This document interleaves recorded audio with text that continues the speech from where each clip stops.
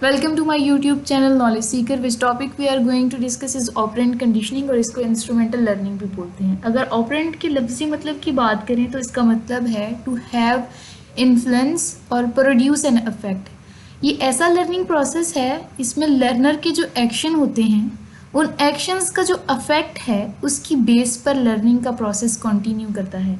ऐसे एक्शंस जिनका positive effect होता है, जिसका सोसाइटी से, जिसके अफेक्ट में सोसाइटी से अप्रिसिएशन मिलती है, वो जो है फ्यूचर में वो एक्शंस परफॉर्म किए जाएंगे।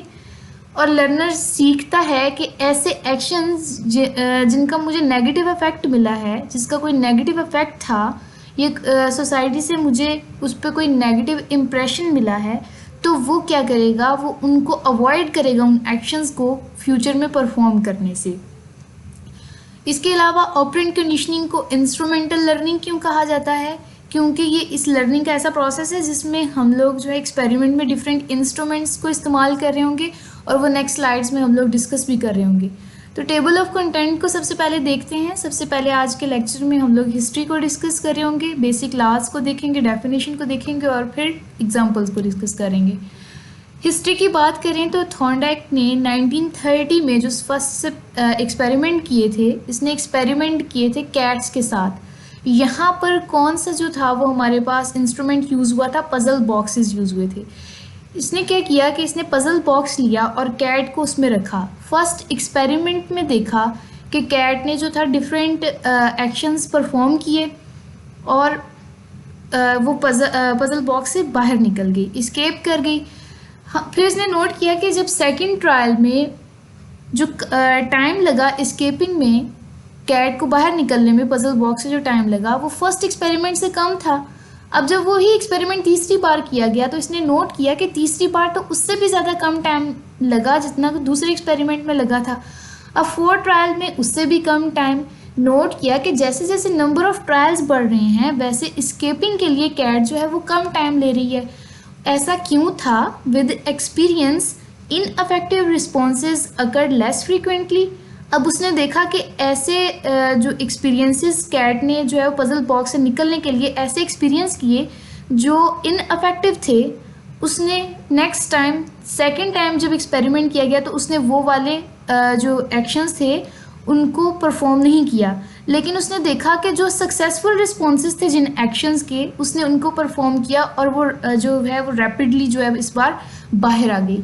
इसी तरह हर एक्सपेरिमेंट में यही हुआ कि उसने नई से नई चीज़ को लर्न किया, देख रही थी कि कौन सी चीज़ें इनअफेक्टिव हैं, उनको अवॉइड कर रही थी और इफेक्टिव चीज़ों को करके जल्द से वो पजल बॉक्स से बाहर निकल रही थी।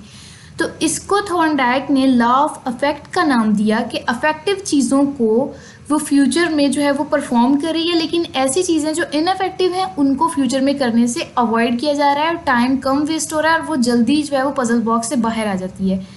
फिर लॉ ऑफ अफेक्ट, इस एक्सपेरिमेंट की बेस पर जो है वो लॉ ऑफ अफेक्ट को पेश किया गया। लॉ ऑफ अफेक्ट क्या है कि बिहेवियर, ऐसे बिहेवियर जिनके सेटिस्फाइंग कंसिक्वेंसेस होते हैं टेंड टू रिपीटेड, वो इंक्रीज होते हैं फ्यूचर में। ऐसे बिहेवियर जो लर्निंग के प्रोसेस में हमें सेटिस्फाई कर देते हैं, जिनके सेटिस्फाइंग कंसिक्वेंसेस होते हैं, वो फ्यूचर में जो है वो ज़्यादा होंगे। और ऐसे बिहेवियर जिनके अनप्लेजेंट कंसिक्वेंस होंगे उसको हम लोग फ्यूचर में जो है वो करने से अवॉइड करते हैं। कॉमन हमारी जो लाइफ है, डेली लाइफ, उसमें भी इसी तरह से होता है। फॉर एग्ज़ाम्पल, हम लोग किसी रेस्टोरेंट में जाते हैं, वहाँ से हम लोग खाना खाते हैं। अगर खाना अच्छा होगा तो हम लोग दोबारा उसी रेस्टोरेंट में जाएंगे। मतलब एक पॉजिटिव चीज़ थी, एक प्लेजेंट कंसिक्वेंस था जो हमारे बिहेवियर को स्ट्रेंथन कर रहा है, स्ट्रेंथ दे रहा है। इसी तरह आप किसी ऐसे रेस्टोरेंट में जाते हैं जहाँ पे हमें खाना पसंद नहीं आता, खाना अच्छा नहीं लगता, तो हम वहाँ दोबारा नहीं जाएंगे और हमारा वहाँ जाने का बिहेवियर, मतलब वो बिहेवियर वहाँ पे वीक होगा। ये तो था लॉ ऑफ अफेक्ट। इसकी हमने डेली लाइफ में भी बात कर ली and that was all about law of affect कि जो चीज़ें अफेक्टिव हैं उनको हम लोग फ्यूचर में करेंगे और जो चीज़ें लर्निंग के प्रोसेस में इनअफेक्टिव रिस्पॉन्स देंगी उनको हम लोग फ्यूचर में नहीं करेंगे। ये तो हो गया फर्स्ट लॉ। अब सेकेंड लॉ की भी हम लोग बात करेंगे, लेकिन उससे पहले ये जो हमने यहाँ पे लॉ ऑफ अफेक्ट को डिस्कस किया उसको यहाँ पे डायग्रामेटिकली एक्सप्लेन किया गया है। एक ग्राफ दिया गया है हमें जिसके टाइम रिक्वायर्ड टू एस्केप यहाँ पर लिया गया, और दूसरे एक्सिस पर हमने ट्रायल्स को लिया। देखें जैसे जैसे ट्रायल्स, नंबर ऑफ ट्रायल्स बढ़ रहे हैं, वैसे वैसे जो है टाइम रिक्वायर्ड टू एस्केप वो भी कम हो रहा है। शुरू में देखें टाइम जो था वो ज़्यादा ले रही थी कैट, और बाद में टाइम जो था वो आहिस्ता आहिस्ता कम होता गया। That was law of affect. अब हम लोग जो डिस्कस कर रहे होंगे वो है बेसिक लॉ रीइंफोर्समेंट का। ये बी एफ स्किनर ने पेश किया। रीइंफोर्समेंट के अगर लफ्ज़ी मतलब की बात किया जाए तो ऐसा जो है वो बिहेवियर को बढ़ाना। रीइंफोर्समेंट जो होता है हमेशा चीज़ को इंक्रीज़ करता है। तो यहाँ पर जो है वो हम बिहेवियर की बात कर रहे हैं कि लर्निंग के प्रोसेस में कौन सा बिहेवियर बढ़ेगा, कौन सा कम हो जाएगा। तो बिहेवियर को बढ़ाने के लिए जो है वो एक बेसिक लॉ जो इसने दिया था बी एफ स्किनर ने, इसने एक्सपेरिमेंट्स किए रैट्स और पिजन के साथ। यहाँ डायग्राम में हमें दिखाया गया है, रैट को एक बॉक्स में रखा गया जहाँ पर उसे डिफरेंट एक इन्वायरमेंट दिया जा रहा है। जैसे उसको बॉक्स में छोड़ा गया, उसने जो है वो रैंडमली जो है उसको एक्सप्लोर करना स्टार्ट कर दिया बॉक्स को।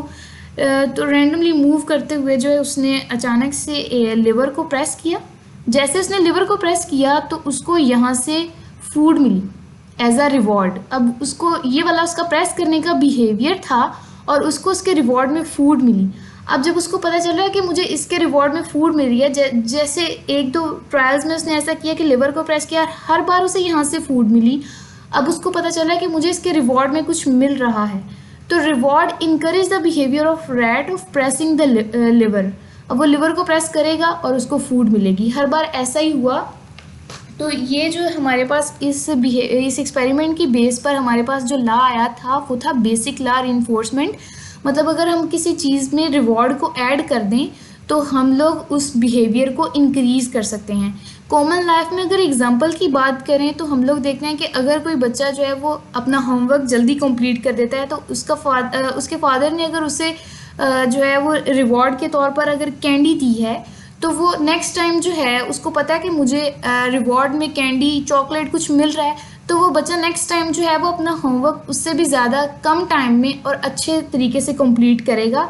मतलब रिवॉर्ड अगर हम लोग रख दें तो हम बिहेवियर को इनकरेज करके बिहेवियर को इंक्रीज़ कर सकते हैं। And that was the basic law of reinforcement. Operand conditioning का ये दूसरा लॉ हमने डिस्कस कर लिया और हिस्ट्री में बी एफ स्किनर के एक्सपेरिमेंट्स को भी देख लिया।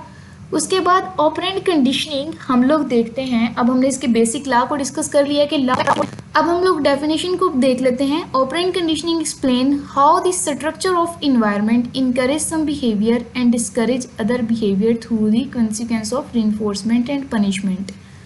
और दूसरी डेफिनेशन में कि operant conditioning is a type of learning in which an individual behaviour is modified by its consequences.